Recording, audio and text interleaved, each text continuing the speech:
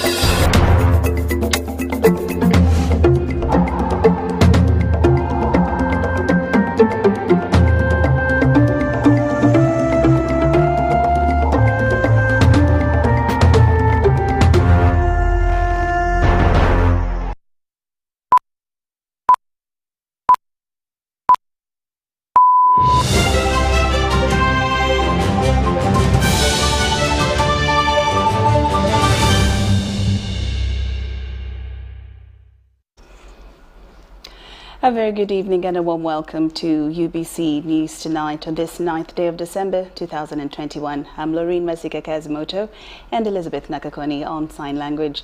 Now we start off with our first headlining story this evening. President Yoweri Museveni has launched the National Lifestyle Audit Campaign against corruption.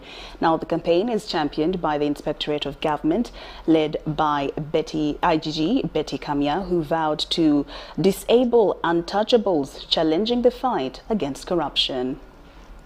Bugaggo bw'okunsi nga tebakoze bukozi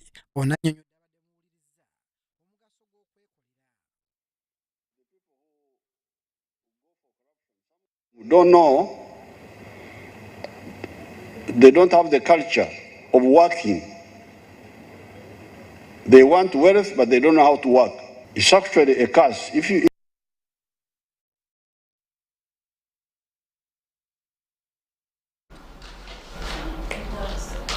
We apologize for that, and we'll be getting back to that particular story. But government has been urged to shift from the theoretical approach towards the fight against corruption in the country, but rather embrace the practical approach, which, according to the analysts, will not only end at weeding out corruption in government agencies, but also restore public confidence. Robert Onyango reports. Preventing and countering corruption. For the last 15 years, Uganda's corruption index has ranked key government agencies like police, the judiciary, lands ministry and parliament as the leading corruption facilitators in the country, according to the 2021 corruption report released by the Inspectorate of Government. In the judiciary, one way to fight corruption is to make sure that we develop clear work plans.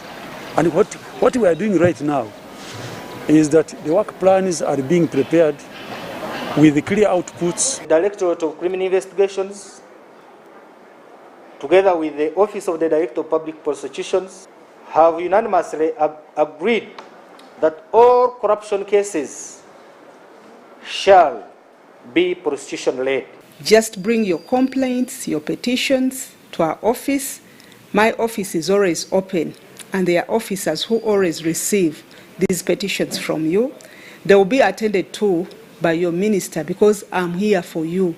Although corruption carries many definitions world over, in Uganda it has been deemed necessary to refer to it as the grand-scale theft of public funds by government officials. And there are so many people who speak good English. They drive very posh cars. They have state-of-art offices. And they are speaking against corruption, but they are not acting. The time is now. We are targeting these young people, for example. These ones who have joined the grade ones.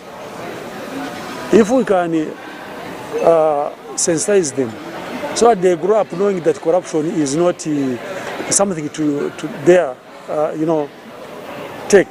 According to the former Minister of Finance between 1986 and 1992, Dr. Crispus Kayunga, time has come for the fight against corruption to shift from the theoretical to practical approach. Corruption in our country now is really a pandemic.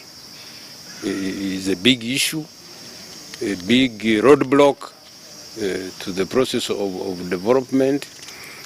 and we need to get to practical zero tolerance of corruption. If we don't do that, we are finished. With nearly 5 months in office as the lands minister, Judith Nabakoba is convinced that their scorecard can be dust-binned. I want to warn you that 2022 is going to be a different year. We shall not entertain you. You will be locked up for your buffeterism because we are not ready to entertain that anymore. What we want is to see things move in an orderly manner. Although government for the past 15 years zeroed onto the fight against corruption by bringing on board, among others, the State House Anti-Corruption Unit, commanded by Colonel Edith Nakalima, analysts like former finance ministers Dr. Ezra Suruma and Dr. Hajat Saida Bumba feels a lot is still desired. So that people can have more confidence. Because now people see government as an opportunity to steal. If the government people are corrupt, unless the government people are corrupt between each other.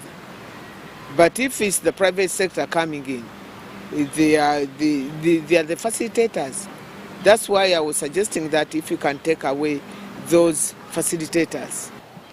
When you are seated in your very precious or beautiful dining room, ask yourself, have I played my role as a citizen of this country in as far as fighting corruption is concerned?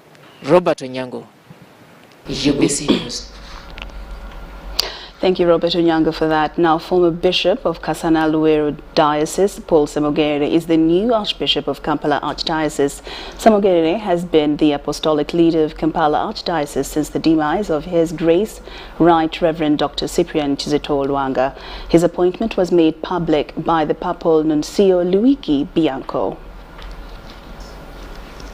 And today, 9th of December, has been 2021 elected the new Archbishop of Kampala Archdiocese. The appointment ends his capacity as acting Archbishop of Kampala Archdiocese following the death of Archbishop Cyprian Kizito Lwanga. Bishop Paul Semogere is now the new Archbishop, an appointment officially made by Pope Francis. To congratulate the Kampala Archdiocese, the clergy, the religious and the faithful, where the now Archbishop Paul Semogere has done a generous pastoral ministry. Bishop Paul Semogere, formerly the Bishop of Kasana-Luweero Diocese, has been the apostolic leader of the Archdiocese of Kampala for over 7 months. I have been apostolic administrator in this metropolitan archdiocese, a task that has not been so easy, but has been done effectively.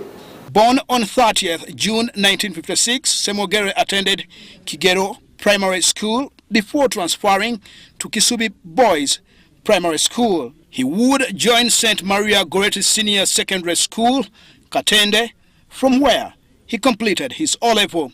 In 1976, Semogere and 7 other young men became pioneer students at St. Mbaga Seminary at Gaba. This was the first class of this seminary, specializing in admitting men to train as priests when they are older than usual, without attending minor seminary.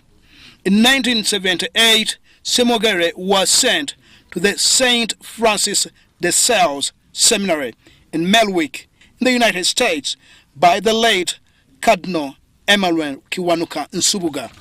Here he graduated with a master's degree in divinity in 1982. On 21st November 1981, he was ordained a deacon by Archbishop Rembert George Wickland, the Archbishop of the Roman Catholic Archdiocese of Melwick.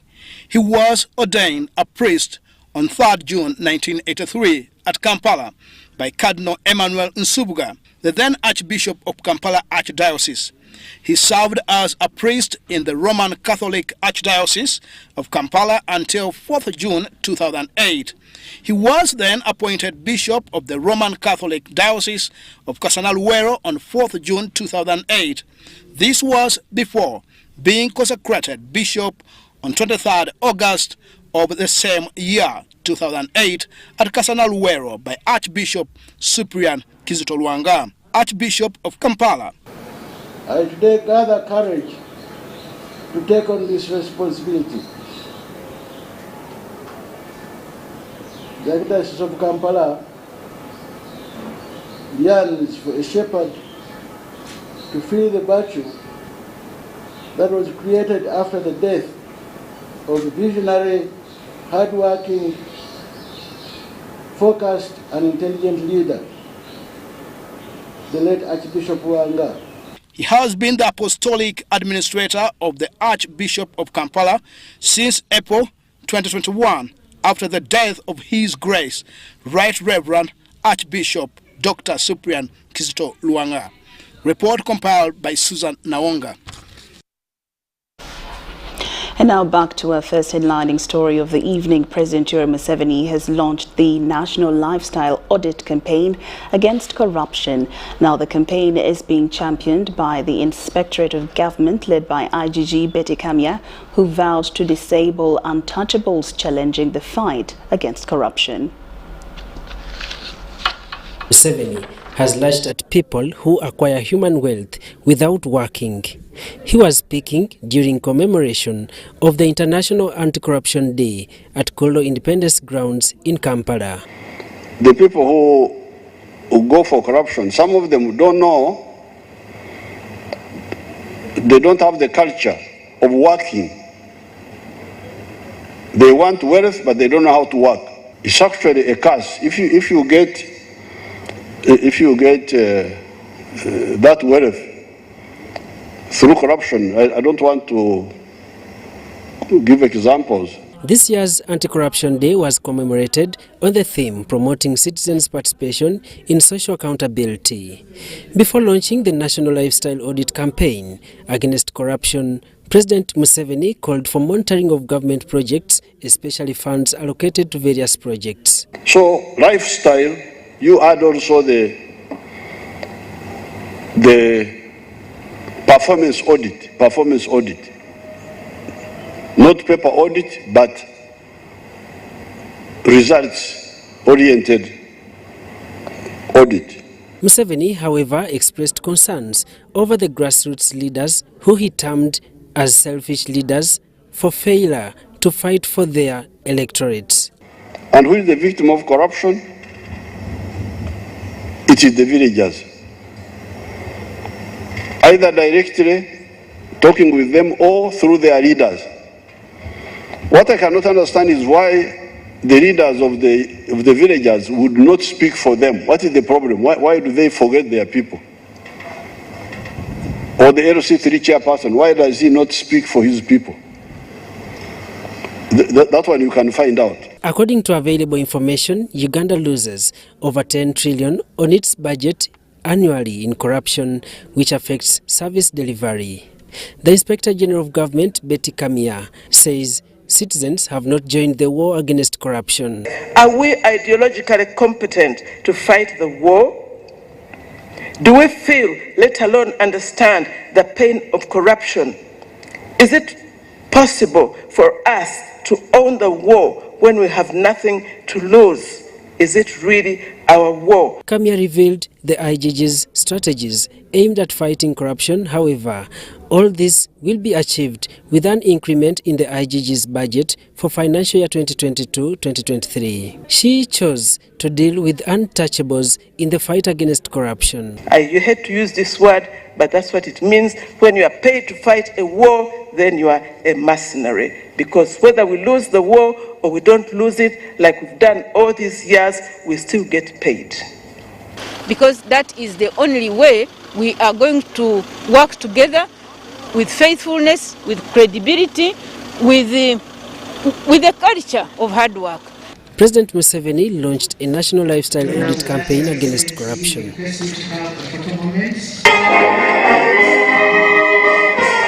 And I'm very sure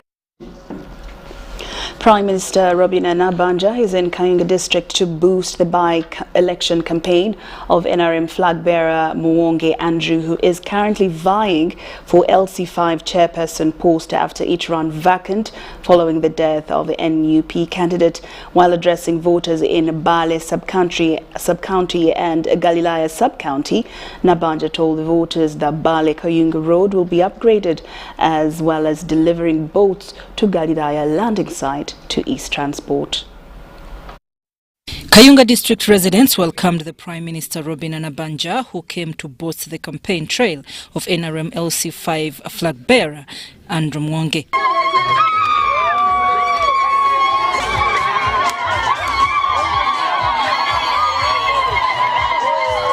While addressing rallies at Bale and Galilaya, Nabanja asserted that Bale Kayunga Road will be upgraded as directed by the President during his campaigns.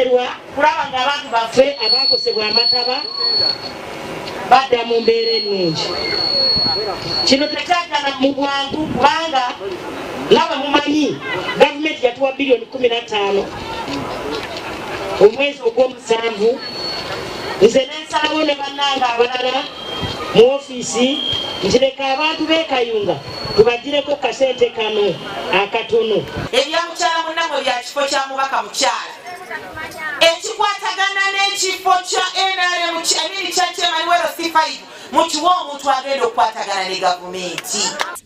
While campaigning, the NRM flag bearer Andrew Muwonge pledged total service delivery for all as Kayunga LC5 chairperson. Nze njagala kweyama maaso gammwe nti ngenda kulwanirira okukyusa ekifaananyi ky'Eggaliraaya. Ngenda kulwana n'okukuukamu enjala kukyuse ebyenjigiriza mu Ggaliraaya. Other rallies held were in Nachensa and Kayonza.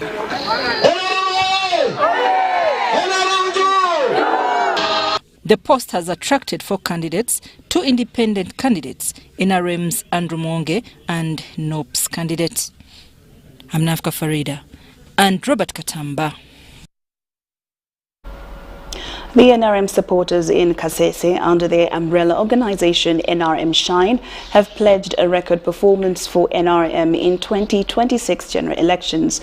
They made the remarks during a 2-day retreat at Wera Secondary School in Wera Town that was officiated by the party's national vice chairperson, Western Uganda, Chris Baryomunsi.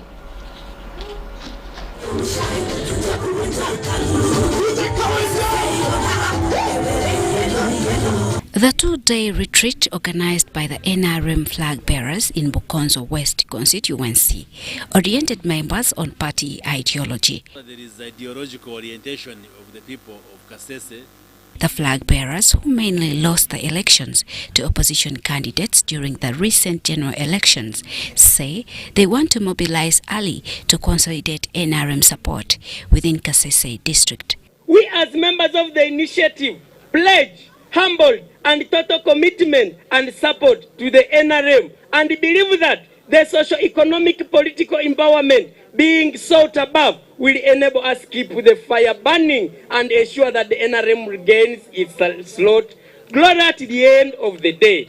The supporters under their umbrella organization NRM Shine identified lack of cohesion, intrigue, selfishness among the party members, hindering the party progress in Kasese. Sense of harmony leads to the split of the party vote at the general elections due to degenerated poor relations. The NRM has been in government for long with visible programs and projects. There hasn't been deliberate efforts for every information to be disseminated to the communities. Hence, government achievements are never known. The National Vice Chairperson for Western Uganda, Dr. Chris Baryomunsi, who was the chief guest, promised to fund NRM activities in Kasese district.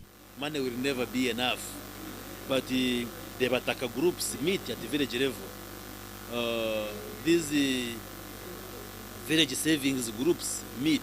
So similarly, the structures of NRM at the village level should be able to meet, whether there is a facilitation for members or not. If you look at what government has done in terms of development projects, I think Assisi has got a fair deal. During the retreat, some of the NOP members joined NRM and handed over their party cards.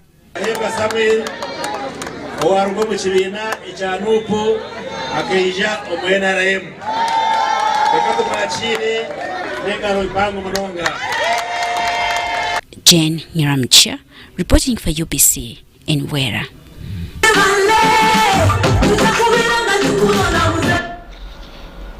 French stakeholders want government to adopt and make French compulsory in school if it is to reap from Congo, which is yet to become a member of the East African community. Dr. Milbaga Atisero, the country director for Francais de Kampala, says the language will put Uganda to a competitive advantage in trade in DRC. Take a look.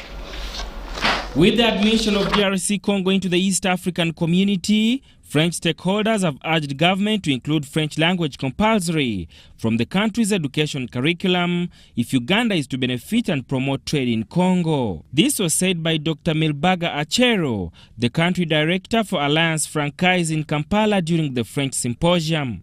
Because Congo is in the neighborhood and French is just a language spoken in the neighborhood, we do a lot with Congo in terms of trade. And we do a lot in terms of in the areas of security. So how do you expect the Congolese and the Ugandans to understand each other when they don't know the language? The Congolese government has made it a policy to learn English. It's high time that Ugandan government also picked a leaf from DRC and make French compulsory to Ugandans. Because there are so many opportunities out there, job opportunities, trade alone. We do a lot of trade with Francophone countries. We'd even have a leverage if we're able to tap the opportunities there using the language we know. This follows the East African community proposal to include French besides English and Swahili, following the admission of DRC Congo, which is a French-speaking country. That's the message, that's what I feel, that this event today is to encourage, the young people to take up these international languages, to get more keys with which they can open more doors. The first Deputy Prime Minister and the Minister of East African Affairs, Rebecca Kadaga, promised to open doors for Ugandans in DRC Congo. For me, I speak French and English. I did study French in school. I learned it when I was an adult. So it's important for Ugandans to have an additional language. We shall have to invest in it. We shall have to make it compulsory in school so that it's no longer optional. We may eventually have to make it examinable, even at FLE. Same with Swahili. The French symposium aims at bridging the gap between French-speaking university graduates to potential employers and create social capital on French and employability.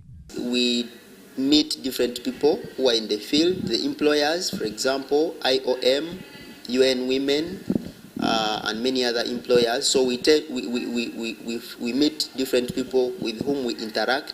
To me and to many youth out there of my age, professionals, because I feel French is a language that puts you on the global map. Can someone speak French? UBC News Tonight takes a short breather, but we return with more stories.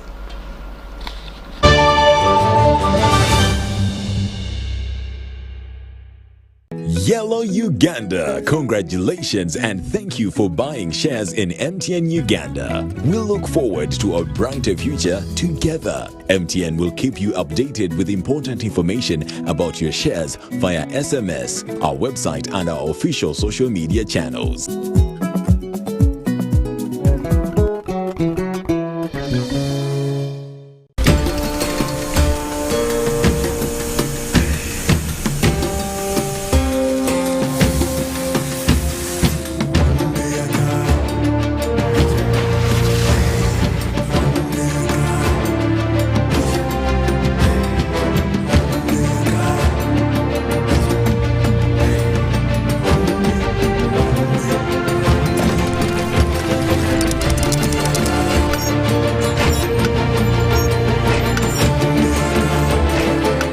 Introducing the all-new Roofing's TMX 500C rebars with cut and bend surfaces. Roofings, strength of a nation.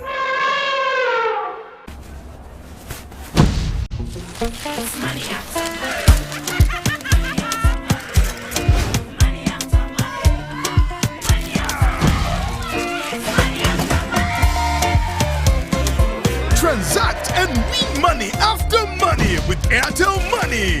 1.5 billion shillings in cash prizes up for grabs.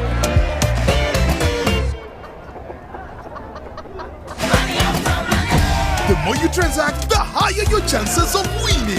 Airtel Money. Instant, secure, borderless. Raising voices. As a teacher, I have the opportunity to shape how children grow and learn. I believe in creating a non-violent school where children feel safe and respected. I promise to lead by example and create a different kind of relationship with my learners, one that helps them grow. In this time of COVID, what is your promise to the children of Uganda? Because a violence-free childhood is everyone's right. Raising voices. I'm growing up, I'm growing into every moment. Thanks. Mom. Nurture the moment with Minute Maid Delight, now available in apple flavor in the 400ml ready-to-drink pack. It's the festive season and we love it.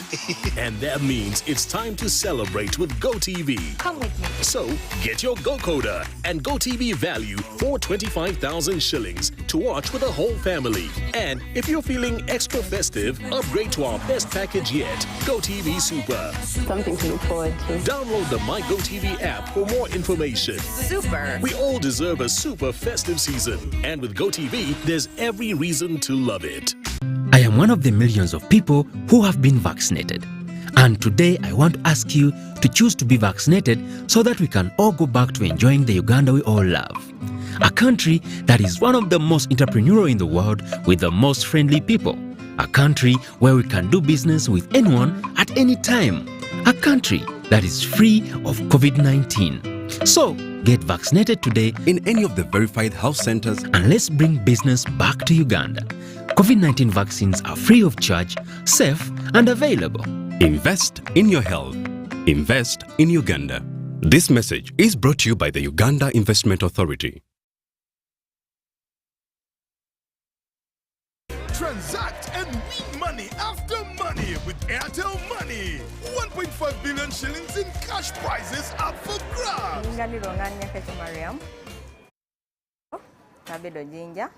Tadio star 185 tachulo Rigo TV for a month.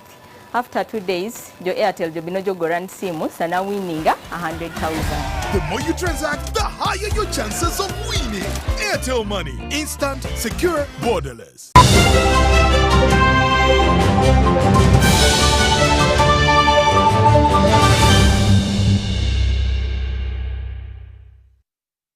Welcome back from the break, and we're glad that you're still watching UBC News Tonight.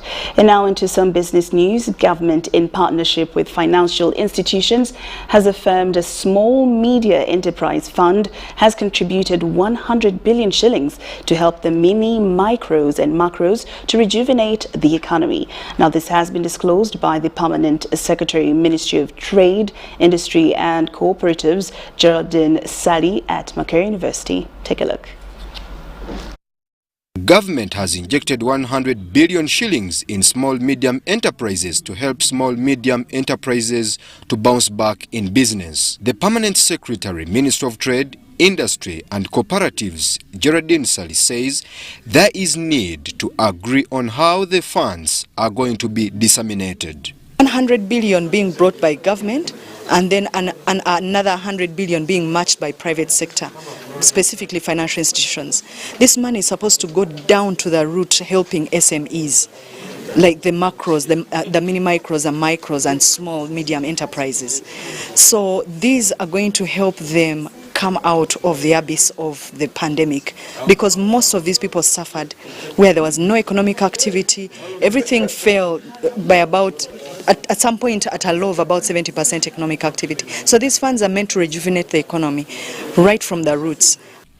She disclosed that Ugandan sugar is now on the market to be sold on the Tanzanian market and appealed to the public to partake in shipping sugar to Tanzania and make money. Sugar can now actually be sold on the Tanzanian markets. So it is a very good business opportunity because now we have more channels for Ugandan products. And Uganda, as you know, we have like about 4 big producers of sugar at the moment. So if this sugar is not like confined only to Uganda, and by the way, the other customers are also the pharmaceuticals.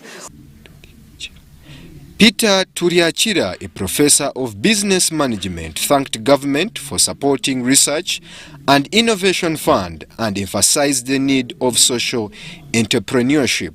Part of our policy recommendations is to appeal to government, especially through the Ministry of Finance, to have a special fund for these social enterprises, because social enterprises play a bigger role in that for them they combine economic and social and environmental goals. For commercial goals, for them they mind profits. They don't mind about the society, they don't mind about the marginalized people in our society, they don't mind protecting the environment.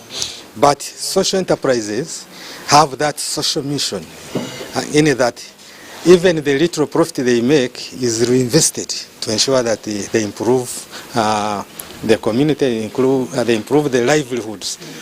The Ministry of Trade and Industry and Cooperatives has been encouraged to build the capacity of social entrepreneurs through training.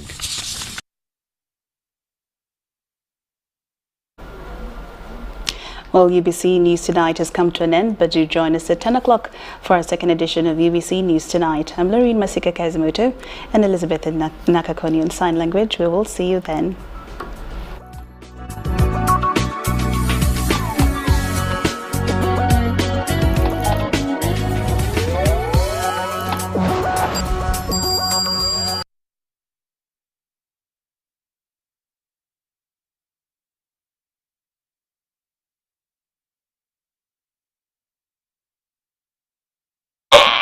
I don't know.